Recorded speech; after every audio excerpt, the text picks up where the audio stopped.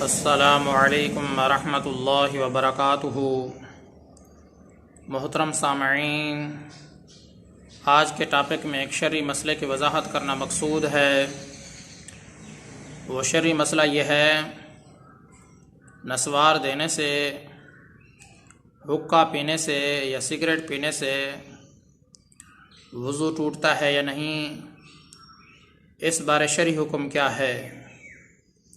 मोहतरम सामईन, ये बात वाज़ेह रहनी चाहिए, अगर किसी आदमी ने वज़ू करने के बाद नस्वार दी है या हुक्का पी लिया है या सिगरेट पी ली है तो इससे उनका वज़ू नहीं टूटता, वज़ू बाकी रहता है। लेकिन उस पर लाजिम है कि पहले अपने मुंह से बदबू को ज़ायल करे, फिर नमाज पढ़े। बदबू के होते हुए नमाज ना पढ़े, अपने मुंह की सफाई करे, बदबू को ज़ायल करे, उसके बाद जाकर नमाज पढ़े।